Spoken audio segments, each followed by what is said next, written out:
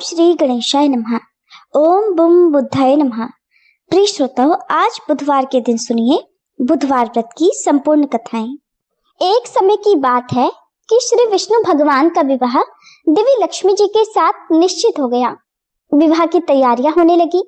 सभी देवताओं को निमंत्रण भेजे गए, परंतु गणेश जी को अलग से निमंत्रण नहीं दिया। कारण जो भी रहा हो, अब भगवान विष्णु की बारात जाने का समय आ गया। सभी देवतागण अपनी अपनी पत्नियों के साथ विवाह समारोह में आए। उन सब ने देखा कि गणेश जी कहीं दिखाई नहीं दे रहे। तब वे आपस में चर्चा करने लगे कि क्या गणेश जी को न्योता नहीं दिया है या फिर स्वयं गणेश जी ही नहीं आए हैं। सभी को इस बात पर आश्चर्य होने लगा। तभी सबने विचार किया कि क्यों न श्री विष्णु भगवान से ही इसका कारण पूछा जाए। विष्णु भगवान से पूछने पर उन्होंने कहा कि हमने गणेश जी के पिता भोलेनाथ महादेव जी को न्योता भेज दिया है। यदि गणेश जी अपने पिता के साथ आना चाहते तो आ जाते। अलग से न्योता देने की कोई भी आवश्यकता नहीं थी। और दूसरी बात यह है कि उनको 1.25 मन मूंग, 1.25 मन चावल, 1.25 मन घी और 1.25 मन लड्डू का भोजन दिन भर में चाहिए। यदि गणेश जी नहीं आएंगे तो कोई बात नहीं, दूसरे के घर जाकर इतना सारा खाना पीना अच्छा भी तो नहीं लगता। इतनी वार्ता कर ही रहे थे कि किसी एक ने सुझाव दिया, यदि गणेश जी आ भी जाएं तो उनको द्वारपाल बनाकर बिठा देंगे कि आप घर का ध्यान रखना। आप तो चूहे पर बैठकर धीरे धीरे चलोगे तो बारात से बहुत पीछे रह जाओगे।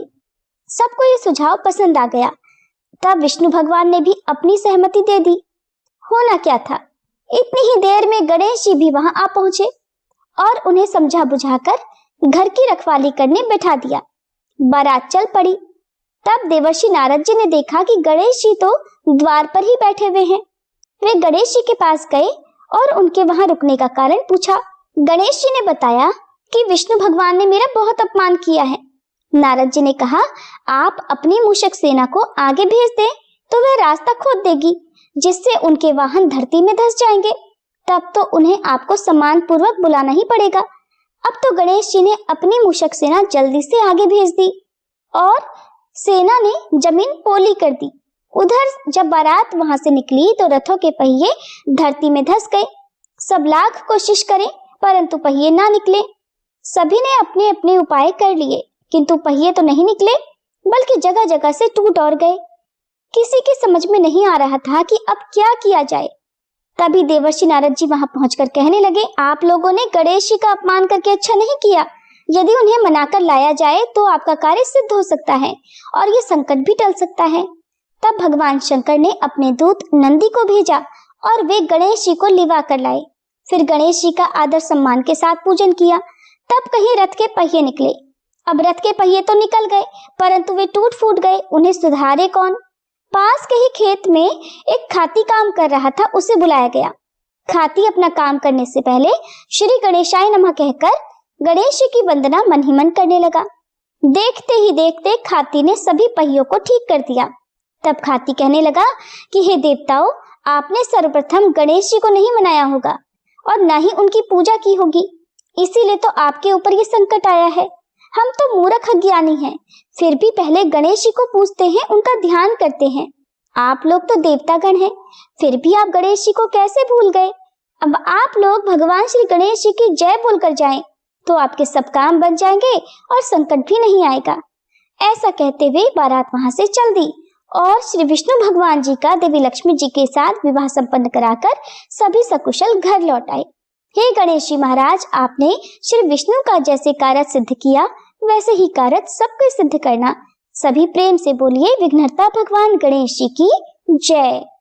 एक बार एक नवविवाहित दंपति था।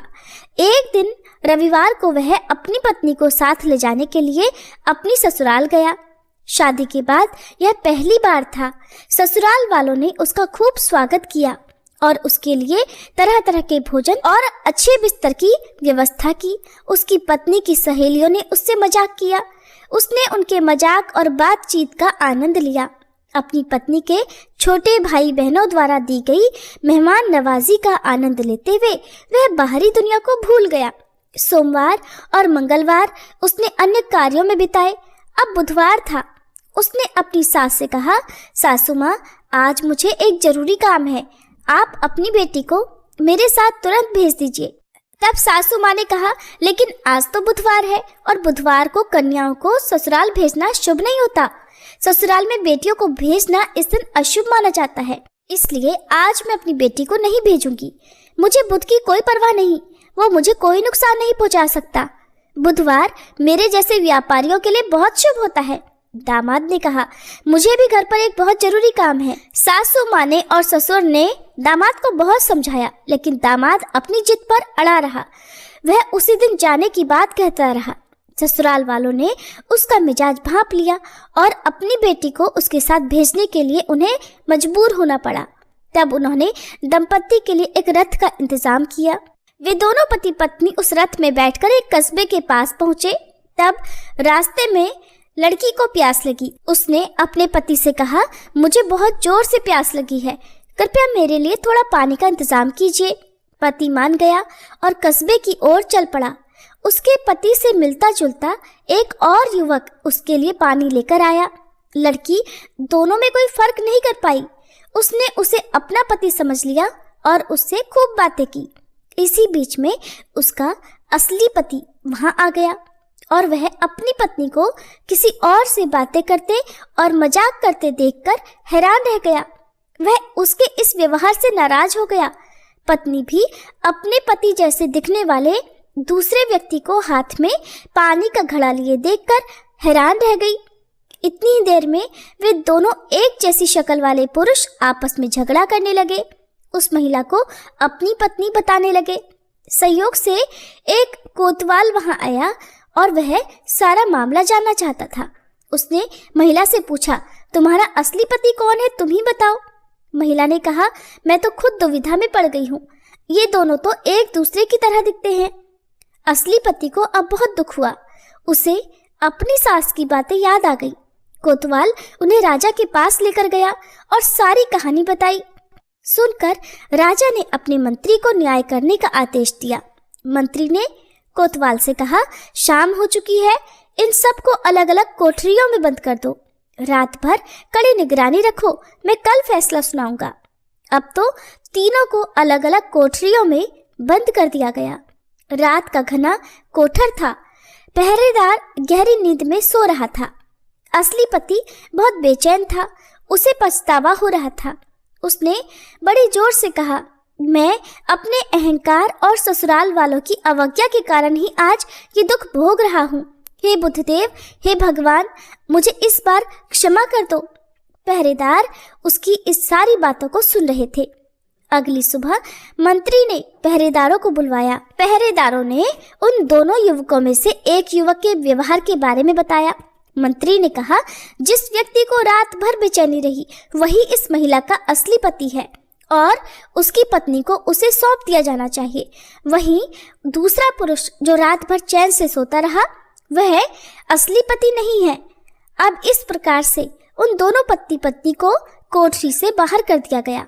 उन्हें सम्मान के साथ विदा कर दिया गया। पहरेदार जब दूसरे युवक के पास गए तो बाहर से ताला लगा होने के बावजूद उसकी कोठरी भीतर से खाली थी। उन्होंने यह बात जाकर मंत्री को बताई।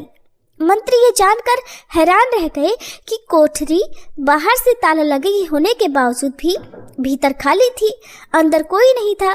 तब वे वरिष्ठ मंत्री के पास गए और उन्हें पूरी बात बताई। वरिष्ठ मंत्री मुस्कुराए और बोले कि लापता कैदी बुद्धदेव है। बुध बुधवार को शासन करते हैं। इस व्यक्ति ने बुध के अधिकार को चुनौती दी थी। बुद्धदेव को बुरा लगा, इसलिए उन्होंने सबक सिखाने के लिए उसके पति का वेश धारण कर लिया। आज गुरुवार है, बृहस्पति गुरुवार को शासन करते हैं।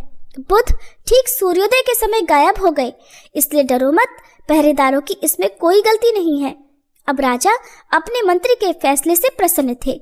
उधर पति पत्नी दोनों घर पहुंचे और जाकर उन्होंने अपने प्रियजनों को पूरी बात बताई। तब से वे दोनों पति पत्नी परिवार सहित बुद्धदेव की पूजा अर्चना और व्रत करके कहानी का श्रवण करने लगे। आप सब भी प्रेम से बोलिए, बुद्ध देवता की जय। अगर कोई व्रत की कथा सुने और लपसी तपसी की कहानी ना सुने तो व्रत कथा का पुण्य पूरा नहीं मिलता। इसलिए आप सुनिए लपसी और तपसी की कहानी। एक बार एक लपसी था, एक तपसी था। तपसी हमेशा भगवान की तपस्या में लीन रहता था। लपसी रोजाना सवा सेर की लापसी बनाकर भगवान को भोग लगाकर जीम लेता था। एक दिन वे दोनों आपस में झगड़ा करने लगे। तपसी बोला, मैं रोज भगवान की तपस्या करता हूँ इसलिए मैं बड़ा हूँ। लपसी बोला, मैं रोज भगवान को सवा सेर लापसी का भोग लगाता हूँ इसलिए मैं बड़ा हूँ। नारद जी वहां से गुजर रहे थे। दोनों को झगड़ा करता देख उनसे पूछा कि तुम दोनों झगड़ा क्यों कर रहे हो। तब लपसी ने खुद को बड़ा होने का कारण बताया और तपसी ने भी खुद को बड़ा होने का कारण नारद जी को बताया। सुनकर नारद जी बोले, तुम्हारा फैसला तो मैं कर दूंगा। दूसरे दिन लपसी और तपसी स्नान कर अपनी रोज की भक्ति करने आए तो नारद जी ने छुपकर 1.25 करोड़ की एक एक अंगूठी उन दोनों के आगे रख दी। तपसी की नजर जब अंगूठी पर पड़ी तो उसने चुपचाप अंगूठी उठाकर अपने नीचे दबा ली। उधर लपसी की नजर भी अंगूठी पर पड़ी लेकिन उसने ध्यान नहीं दिया और भगवान को भोग लगाकर लापसी खाने लगा। नारद जी जब सामने आए तो दोनों ने पूछा, बताइए नारद जी, हम दोनों में से कौन बड़ा है। तब नारद जी ने तपसी से खड़ा होने को कहा। वह खड़ा हुआ तो उसके नीचे दबी हुई अंगूठी दिखाई पड़ी।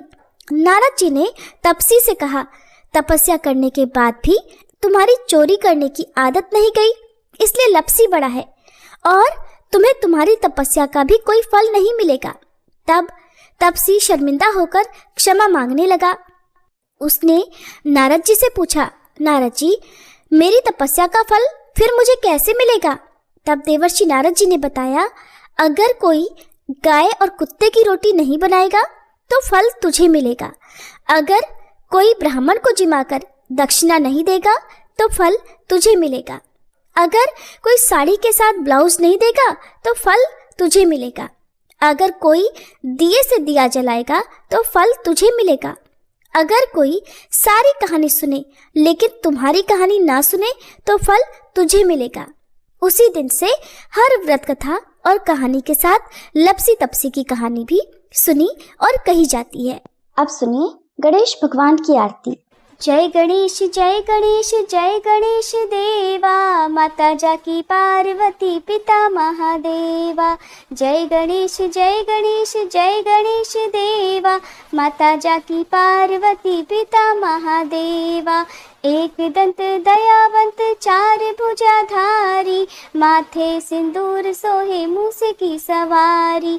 जय गणेश जय गणेश जय गणेश देवा, माता जाकी पार्वती पिता महादेवा।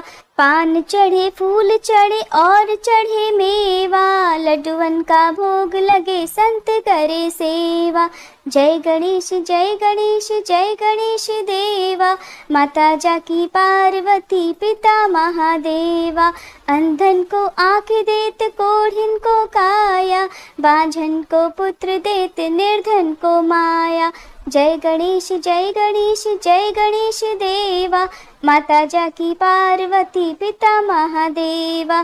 सूर्य श्याम शरण आए सफल की जय सेवा, माता जाकी पार्वती पिता महादेवा। जय गणेश जय गणेश जय गणेश देवा, माता जाकी पार्वती पिता महादेवा। दीनन की लाज रखो शंभु सतकारी, कामना को पूर्ण करो जाऊं बलिहारी।